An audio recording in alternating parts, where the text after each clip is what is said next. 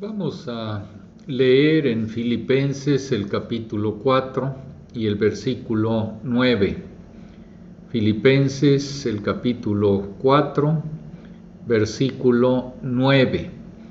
La palabra de Dios dice así: lo que aprendisteis y recibisteis y oísteis y visteis en mí, esto haced, y el Dios de paz estará con vosotros.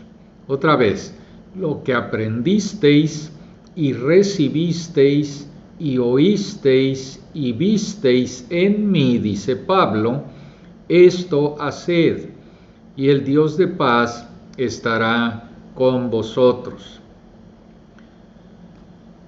Un médico de Texas era dueño de una casa en México. Sentía lástima por los pobres de ese lugar, muchos de los cuales se enfermaban a menudo porque no pasteurizaban la leche. Entonces les compró una máquina pasteurizadora. Los aldeanos construyeron un cobertizo especial para albergarla y armaron un gran alboroto cuando finalmente llegó la máquina y la instalaron. Cuando el médico regresó unos meses después, el líder del pueblo lo saludó. Doctor, qué alegría verte. Si hubiéramos sabido que vendrías, habríamos conectado la máquina pasteurizadora. Obviamente, una máquina pasteurizadora no sirve de nada si no está conectada y no se usa para el propósito para el que fue diseñada. Mientras nos reímos de la historia, muchos cristianos tratan la Biblia como esos pobres aldeanos estaban tratando a esa máquina. Ocupa un lugar principal en una mesa de centro en su hogar. Creen en todo el bien que puede hacer, pero no la conectan para tratar con los mismos problemas en sus vidas que está destinada a resolver. No están aplicando las escrituras para cambiar su conducta. Son como la anciana de cabello gris, miembro de la asamblea desde hace mucho tiempo, que estrechó la mano del predicador después del servicio un domingo. Ese fue un sermón maravilloso, le dijo, simplemente maravilloso. Todo lo que dijo se aplica a alguien que yo conozco. Y todos tendemos a pensar que asistir a la asamblea es algo agradable, es algo confiable de hacer. Se siente bien cantar y estar en comunión con la gente amable y escuchar un mensaje de la palabra de Dios. Pero Santiago 1:22 nos advierte que si escuchamos la palabra de Dios, pero no nos convertimos en hacedores de ella, nos engañamos a nosotros mismos. Escuchar la Biblia y conocer la Biblia sin traducir ese conocimiento en obediencia es peligroso porque nos engañamos a nosotros mismos. La Biblia no fue escrita para satisfacer nuestra curiosidad o para llenar nuestros cuadernos con gráficas sobre profecía o teología. Fue escrita para que se traduzca en una conducta genuinamente cristiana en nuestra vida diaria. En Filipenses 4:9, Pablo nos exhorta a seguir su ejemplo, convirtiéndonos en hacedores de la palabra. Y nos está mostrando que la conducta cristiana se construye sobre el contenido bíblico y es vital porque resulta en la presencia misma del Dios de paz. El versículo 9 no debe separarse del versículo anterior, el 8. Nuestra vida de pensamiento forma la base de nuestro comportamiento. Si nuestra conducta es simplemente una conformidad externa con las expectativas de la muchedumbre cristiana, no es genuina y no resistirá la presión o la tentación. La conducta cristiana debe fluir de una vida de pensamiento cristiano. Y como vimos anteriormente, una vida de pensamiento cristiano es el resultado de una conversión genuina, donde Dios nos imparte una nueva naturaleza que es capaz de agradarle a Él. Martin Lloyd-Jones lo expresó de esta manera: el Evangelio no es algo que agreguemos a nuestras vidas, es más bien algo que debería dominarlas por completo. La vida cristiana, por lo tanto, no es meramente una modificación de la vida natural, es una vida nueva. Y los cristianos no solo agregan algo a sus vidas, son personas que han cambiado interiormente, son completamente diferentes. Y una vez que somos convertidos a través de la fe en Cristo, comenzamos el proceso de santificación o crecimiento en santidad mediante la renovación de nuestras mentes a través de las Escrituras y los cambios correspondientes en nuestra conducta, para que aprendamos a agradar a Dios con nuestras vidas. El versículo 9, Pablo nos muestra cómo funciona este proceso y por qué es de vital importancia. Que el sentido de la presencia de Dios como Dios de paz está vinculado con este proceso. Y aquí se mencionan 4 componentes. El primero es el intelectual y dice lo que aprendisteis. El segundo es el volitivo, o sea, el de la voluntad, lo que recibisteis. El tercero es el comportamiento, lo que oísteis y visteis que debes hacer. Y el cuarto es lo emocional, el Dios de paz estará con vosotros. Entonces, el primer componente, el componente intelectual, la fe cristiana tiene contenido que debe ser enseñado y aprendido. La palabra aprendisteis implica que la fe cristiana tiene un contenido que debe ser enseñado por alguien que la entienda y captado mentalmente por aquellos a quien esa persona enseña. Por supuesto, la fe cristiana es mucho más que una mera comprensión intelectual.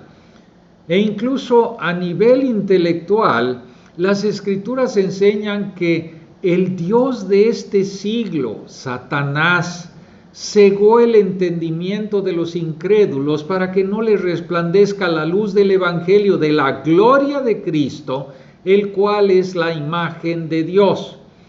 Por lo tanto, Dios debe abrir las mentes de los incrédulos para responder al Evangelio.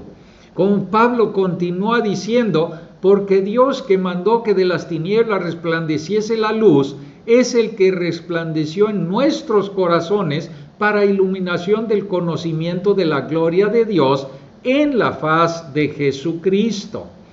Dios resplandece en nuestros corazones para darnos conocimiento, y ese conocimiento se comprende con la mente. Una vez visitamos una asamblea donde el predicador no comunicó claramente el contenido del Evangelio. Pero cuando ese predicador hizo la invitación al final del servicio, Alrededor de una docena de personas se adelantaron, fueron hacia adelante. Le dije a mi mamá, ¿a qué cosa están respondiendo? Y tenía que ser una respuesta principalmente emocional, al estado de ánimo, a la música, en lugar de una respuesta inteligente a la verdad del contenido del Evangelio, porque esa verdad no había quedado clara. Pero la fe cristiana no está en una emoción imprecisa. No es la fe en la fe misma. No es fe en Dios como tú lo concibas. En 1995, en la marcha del 1.000.000 de hombres en Washington, en Estados Unidos, la alcaldesa Marion Barry, quien pasó tiempo en la cárcel por consumir cocaína, agradeció a Dios por su recuperación y le dijo a la multitud: la visión de la marcha del 1.000.000 de hombres vino directamente de Dios mismo, fue inspirada por Dios. Ya sea que llamemos a Dios Jesucristo, Yahvé, Jehová, Alá o simplemente Dios, Él es Dios. Conozco de primera mano el poder de Dios, la gracia de Dios y el amor redentor de Dios. Pero esa es una fe genérica, pero no es una fe bíblica. La fe bíblica está en la persona histórica de Jesucristo, como se revela en las Escrituras y en lo que hizo por nosotros al morir en la cruz. Por tanto, hay un contenido específico, un elemento intelectual, el mensaje del Evangelio. Y una vez que una persona ha respondido por fe a la persona y obra de Jesucristo, debe continuar aprendiendo las grandes doctrinas de la fe cristiana. Vivimos en una época en que la doctrina es despreciada. Creemos que es una sutileza innecesaria sobre la que bromean los teólogos y los seminaristas. Pero debemos recordar que Pablo no escribió las principales porciones doctrinales de sus cartas a los teólogos. Escribió Romanos, escribió Éfesos y las otras grandes secciones doctrinales a la gente común.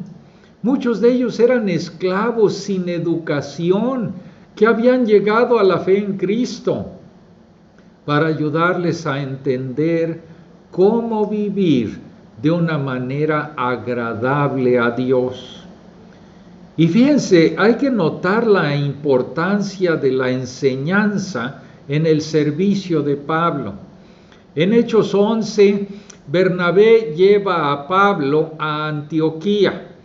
Y dice ahí, y se congregaron allí todo un año con la asamblea y enseñaron a mucha gente. En Hechos 17, Pablo debatió con los judíos, declarando y exponiendo por medio de las Escrituras que era necesario que el Cristo padeciese y resucitase de los muertos. Y decía: este Jesús que yo os anuncio es el Cristo. Los esfuerzos evangelizadores de Pablo no se basaron en llamamientos emocionales, sino en un llamamiento sensato a sus mentes. Vemos lo mismo en Hechos del capítulo 19, donde Pablo estuvo en la sinagoga de Éfeso y allí habló con denuedo durante 3 meses, discutiendo y persuadiendo acerca del reino de Dios. Pero cuando algunos se endurecieron y no creyeron, él se retiró con los discípulos y continuó razonando con ellos diariamente sobre la palabra de Dios. En Hechos 20 les recuerda a los ancianos de Éfeso y como nada que fuese útil he rehuido de anunciaros y enseñaros públicamente y por las casas, testificando a judíos y a gentiles acerca del arrepentimiento para con Dios, de la fe en nuestro Señor Jesucristo. Dice Pablo, porque no he rehuido anunciaros todo el consejo de Dios. En Colosenses el capítulo 1, Pablo describe su servicio, a quien anunciamos, amonestando a todo hombre y enseñando a todo hombre en toda sabiduría, a fin de presentar perfecto en Cristo Jesús a todo hombre. Y en las cartas pastorales, en Timoteo, en Tito, Pablo enfatiza repetidamente el tema de la sana doctrina. En el capítulo final que escribió antes de su muerte, exhortó a Timoteo con lo que debe haber sido de suma importancia. Ahí en 2 de Timoteo, el capítulo 4, el versículo 2, dice que prediques la palabra, que instes a tiempo y fuera de tiempo, redarguye, reprende, exhorta con toda paciencia y doctrina, porque vendrá tiempo cuando no soportarán la sana doctrina. Por lo tanto, la fe cristiana tiene un contenido que debe aprenderse y enseñarse.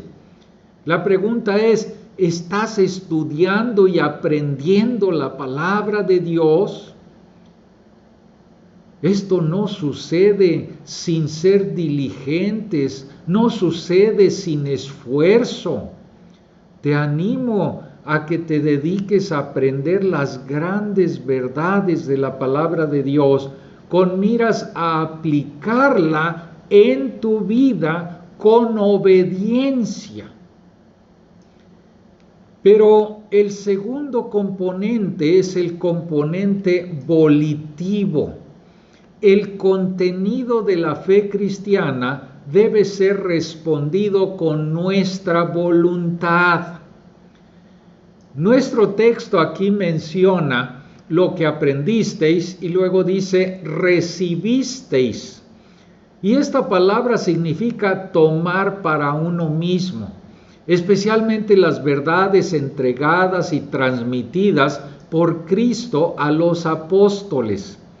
Aquí tiene una referencia especial a los lineamientos éticos y de procedimiento para la vida cristiana. Recibir la enseñanza acerca de Cristo, del Evangelio y las exigencias morales y éticas que lo acompañan, significa someter nuestra voluntad al señorío de Jesucristo sobre todos los aspectos de nuestra vida, comenzando con nuestra vida de pensamiento.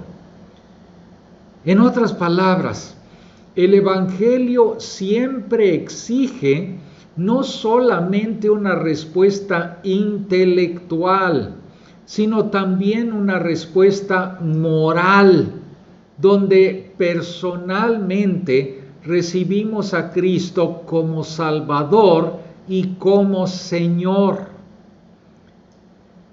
Fíjense que yo he descubierto que invariablemente las personas que dicen tener problemas intelectuales que les impiden responder al Evangelio, en realidad tienen problemas morales que son la verdadera razón por la que no responden, por la que no creen. Cada persona, desde el doctorado en la universidad al campesino de subsistencia en México, tiene la misma necesidad, que su pecado lo ha separado del Dios Santo. Por lo tanto, necesita a Cristo como Salvador. Pero cada persona también tiene la misma obstinada voluntad propia que se niega a someterse a Jesús como Señor. Todos queremos dirigir nuestras propias vidas sin inclinarnos ante Jesús. Entonces, si una persona me dice que no puede creer en Cristo debido a problemas intelectuales, yo le digo específicamente qué problemas. Puede nombrar algo como la evolución o que no cree en la Biblia y que la Biblia sea la palabra de Dios.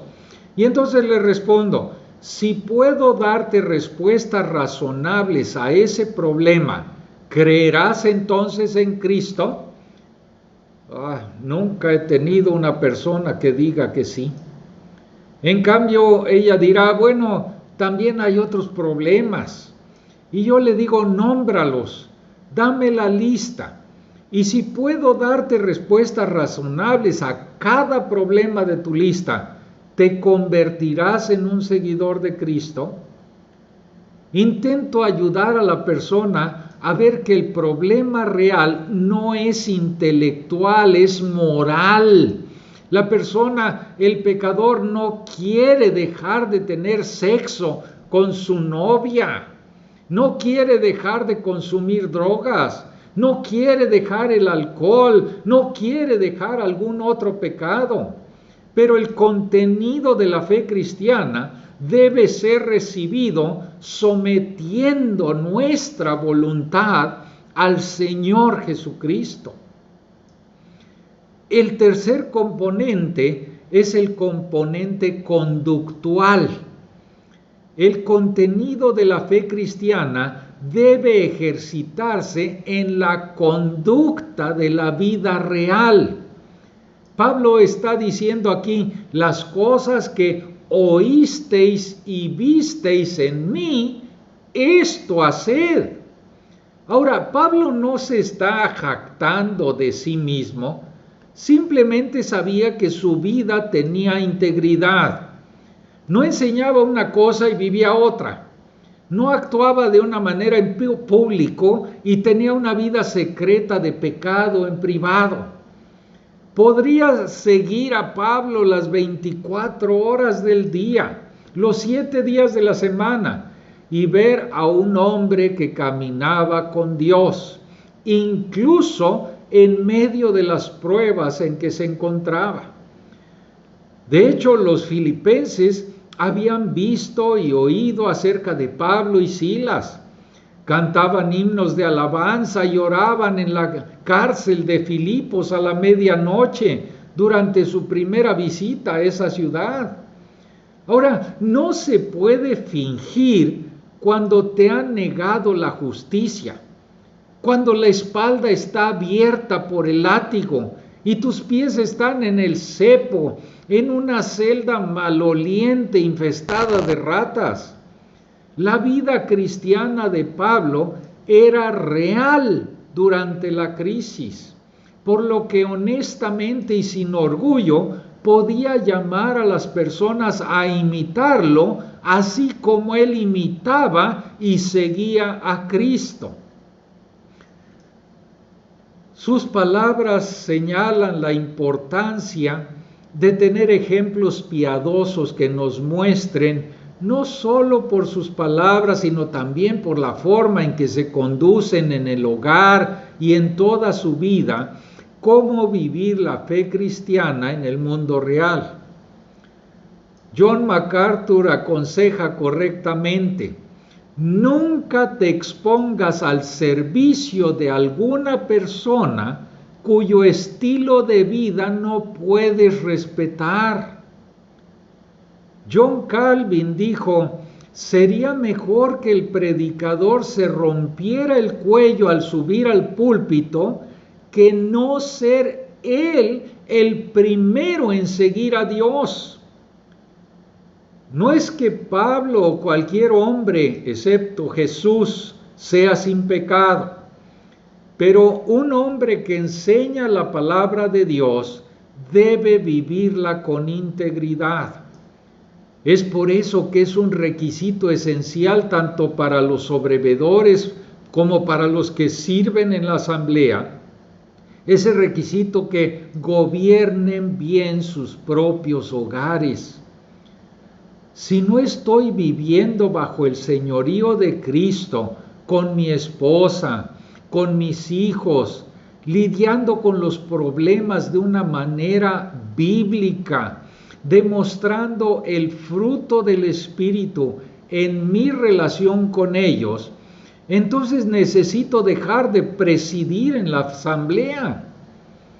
Aquellos de nosotros que hemos caminado con el Señor por algunos años, necesitamos buscar hombres más jóvenes con quienes podamos pasar tiempo para mostrarles por la forma en que vivimos cómo deben vivir ellos como cristianos en la vida diaria. Eso puede intimidarte, porque no puedes fingir cuando un hombre te está observando al surgir situaciones difíciles. ¿Vives a Cristo en esas situaciones? ¿Demuestras piedad cuando te provocan? Además, a mí me ha ayudado enormemente la lectura de biografías cristianas. Siento que conozco a muchos de los grandes santos que me han precedido porque he leído sus historias y sé cómo lidiaron con las pruebas que se presentaron en sus vidas.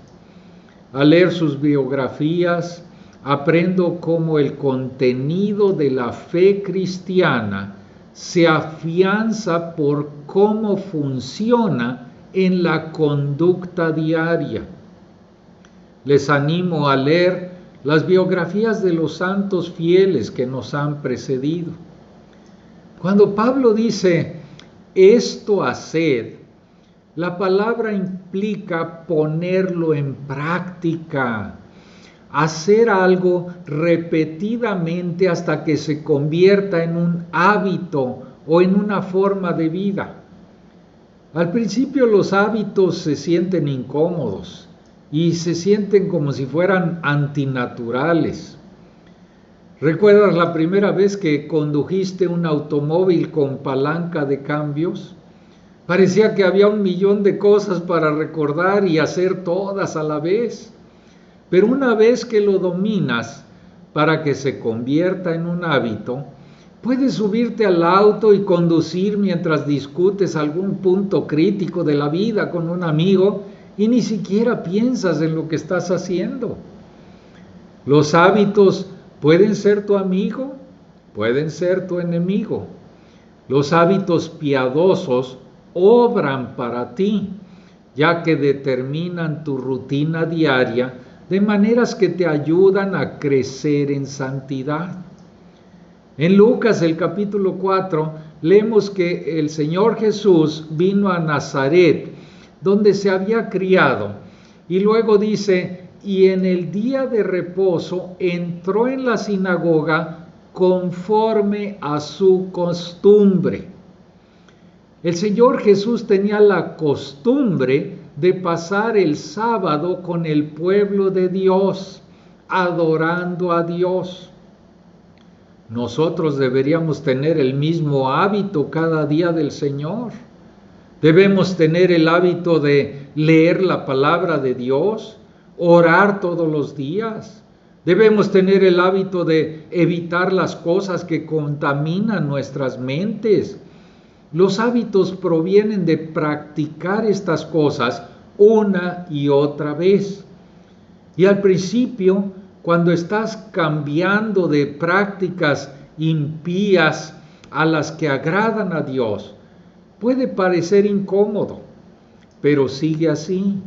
Practícalo hasta que se convierta en tu rutina. La conducta cristiana, entonces, se construye sobre el contenido bíblico de la fe cristiana. Está el componente intelectual de la fe, que es captado por la misma mente. Existe el componente volitivo, que consiste en ceder nuestra voluntad para recibir personalmente la verdad de Dios. Está el componente conductual, que consiste en aprender a poner en práctica la fe cristiana todos los días. Y finalmente está el componente emocional. El resultado de la conducta cristiana es la presencia misma del Dios de paz contigo. En el versículo 7 vimos que la oración específica y de agradecimiento da como resultado la paz de Dios que guarda nuestros corazones y nuestros pensamientos en Cristo Jesús. En el versículo 9 vemos que la práctica de la conducta cristiana da como resultado que el Dios de paz esté con nosotros. Ahora quizá te estás preguntando, pensé que Dios siempre está con nosotros. ¿Por qué Pablo dice algo que siempre es cierto, como si fuera un trato especial? ¿Saben cuál es la respuesta a todo esto? Es porque es un trato especial. Sí, Dios siempre está con el creyente, pero no siempre percibimos su presencia, ni siempre conocemos su presencia con nosotros como el Dios de paz. Él es el Dios que nunca se ve perturbado por los altibajos de la vida, por las tormentas de las circunstancias que azotan a nuestro alrededor, porque Él es el Dios eterno, soberano, todopoderoso, que siempre cumple su propósito. ¿Deseas, buscas la presencia de Dios, del Dios de paz en tu vida? ¿Se acuerdan cuando Moisés se enfrentó a la asombrosa tarea de sacar a toda una nación de la esclavitud en Egipto a través del árido desierto del Sinaí? Moisés oró: si tu presencia no ha de ir conmigo, no nos saques de aquí. ¿Y en qué se conocerá aquí que he hallado gracia en tus ojos, yo y tu pueblo, sino en que tú andes con nosotros, para que nosotros, que yo y tu pueblo, seamos apartados de todos los pueblos que están sobre la faz de la tierra? Y Dios le responde a Moisés prometiendo su presencia. Se promete la presencia del Dios de paz con nosotros si ponemos nuestro conocimiento de la fe cristiana en una conducta cristiana diariamente. D.A. Carson escribe: la ironía suprema es que los cristianos escuchan mejor lo que el Espíritu le está diciendo a otra persona. Habla con el fundamentalista acerca de la verdad y te escuchará, precisamente porque no necesita hacerlo. Es la persona con nociones confusas sobre la eternidad de la verdad la que no va a escuchar. Habla con el ecumenista de mente genuinamente abierta sobre el amor, y él te escuchará precisamente porque no necesita hacerlo. Pero los fundamentalistas de clase más dura no van a escuchar. El que realmente escucha lo que el Espíritu dice a las asambleas será el que sea receptivo a las palabras de Dios que menos desea escuchar. Elizabeth Elliot una vez escuchó a su pequeña hija cantarle a su gato. Y la pequeñita, en lugar de estar cantando sublime gracia del Señor que a este infeliz salvó, ella le estaba cantando a su gatito, sublime gracia del Señor que salvó a un infeliz como tú. Todos somos así. La verdad se aplica a la otra persona. Si tan solo mi esposa y mis hijos aplicaran esto a sus vidas, tendríamos una familia feliz. No, yo necesito aplicar el contenido de la fe cristiana a mi conducta diaria. Entonces el Dios de paz estará conmigo. Practiquemos todos el ser hacedores de la palabra, el obedecer la palabra de Dios, ser hacedores y no solamente oidores que se engañan a sí mismos.